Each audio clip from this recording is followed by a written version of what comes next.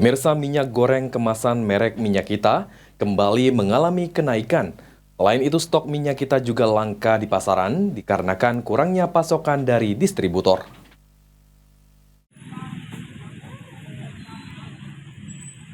Kurangnya pasokan minyak kita dari distributor membuat beberapa pasar mengalami kelangkaan stok, sehingga membuat para pedagang harus menaikkan harga minyak kita di atas harga eceran tertinggi Rp14.000 per liternya. Martini, salah satu pedagang, mengatakan kelangkaan stok minyak kita ini terjadi karena kurangnya pasokan dari distributor, sehingga para pedagang harus menaikkan harganya di atas harga eceran tertinggi yang sebelumnya Rp14.000 per liter, kini menjadi Rp16.000 per liternya. Nah, untuk harga minyak kita sekarang berapa, Bu?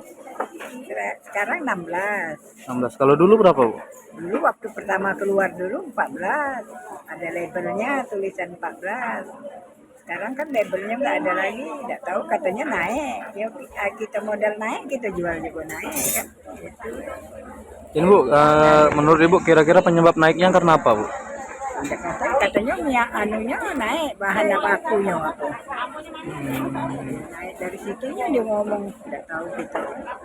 Sementara itu, Aidil, pembeli, mengatakan sudah lama menggunakan minyak kita dari harga Rp14.000 dan merasa keberatan dengan kenaikan harga minyak kita. Diharapkan pemerintah untuk segera menormalkan lagi harga minyak kita serta mencarikan solusi lain dengan kenaikan harga ini. Saya terhadap minyak yang melonjak naik ini, kalau tanggapan saya agak kecewa ya, karena minyak yang awalnya 14.000 ini naik menjadi 16.000.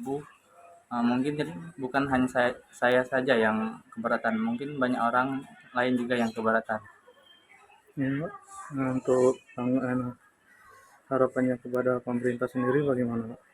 Harapan saya kepada pemerintah agar cepat atau menanggulanginya, membuat harga ini kembali semula atau membuat lebih turun seperti biasanya. Mungkin itu saja harapan saya. Ridho Ilahi, PAL TV.